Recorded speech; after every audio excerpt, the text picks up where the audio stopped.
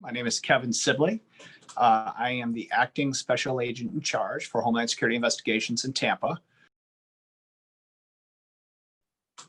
One of the standard procedures that we do is every year, the host city will have people from the following year's Super Bowl come in and visit. One of the big lessons learned, and I think, again, fortunately, we already have that here in Tampa, is working collaboratively with our state and local partners and other federal partners to do both outreach with regard to both human trafficking and intellectual property rights, and then start planning operations. And we've had operations ongoing for several months. Despite a global pandemic, it really has not slowed us down as far as planning operations and then starting to execute operations. So I think that being in Miami and having that experience firsthand of the different challenges that a large sporting event or any large event brings to a city, bringing those lessons learned back here has helped us immensely. For those who don't know what intellectual property rights are, if you could just break that down for them. In the sense of the Super Bowl, it's the counterfeiting of merchandise. It could be counterfeit tickets, it could be counterfeit jerseys, hats, or any other sports memorabilia, Super Bowl rings, or anything else. And it presents a significant challenge. The first challenge really for the consumer is if you're spending your hard-earned money on whether it be a ticket, which could be hundreds or thousands of dollars, or your favorite player's jersey, you want to get what you're paying for. And so whether you're buying it online or you're buying it at a flea market or you're buying it at a pop-up tent that may show up on the side of the road, you want to make sure that you're getting the quality that you're paying for, and you don't want your favorite jersey to fall apart the first time you wash it. The second side of that, though, is who's making the money.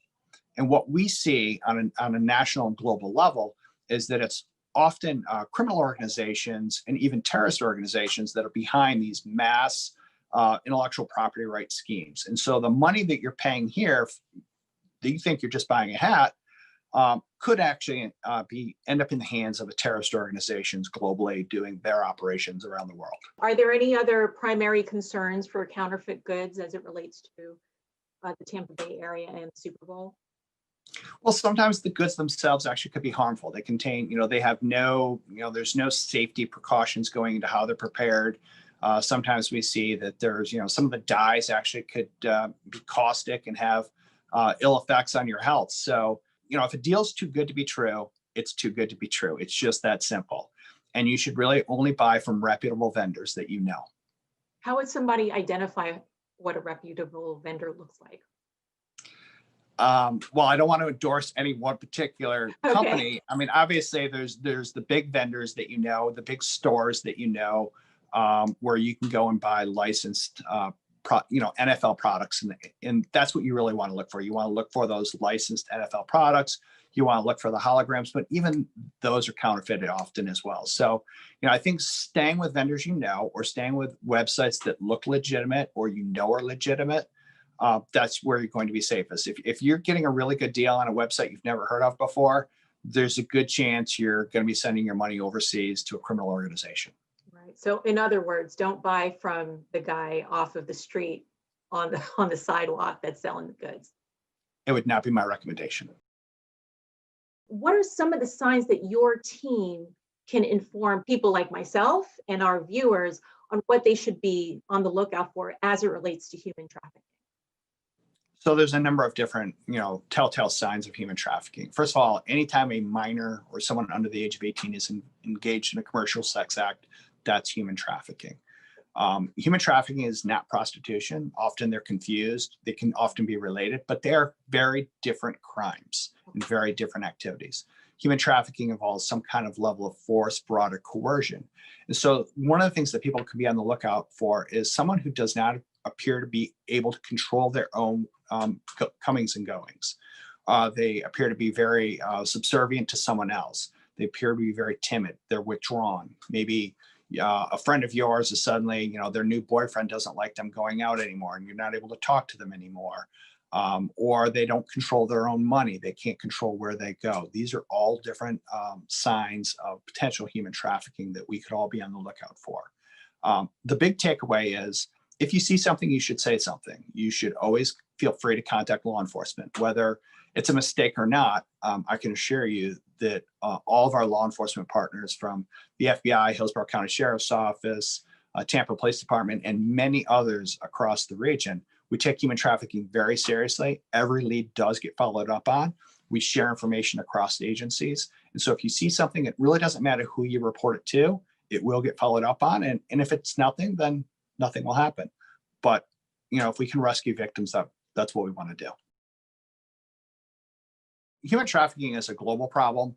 It's a national problem, and it is a problem right here in Tampa Bay. And it can take on a lot of different forms. So, in the extreme, people do get kidnapped and taken away from their homes, sometimes taken across national lines into other countries, and they're forced into either labor or sex trafficking. More often what we see is sex trafficking of minors and/or people, locally by friends. Oftentimes it's a boyfriend or someone you think is a boyfriend. It's a young girl or even maybe an early 20-year-old who gets into a romantic relationship, and before you know it, her boyfriend is really encouraging her and coercing her into engaging in commercial sex. And before you know it, she doesn't have a choice anymore. And oftentimes those relationships turn violent and she has no way of getting out of it. So that's what we see more often than not, but that doesn't rule out that it could be, to the extreme of a kidnapping situation as well.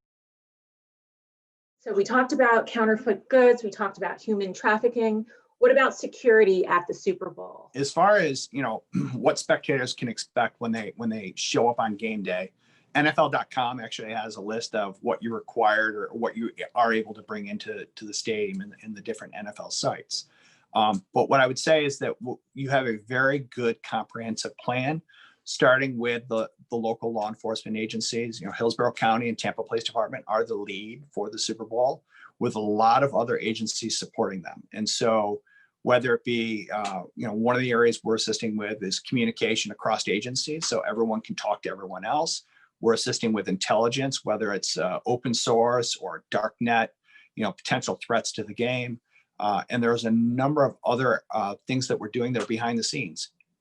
The best case scenario is that we have a great game and no one knows that we were even there. Okay. So you guys are going to be like undercover. There will be a very strong presence of law enforcement in and around the game.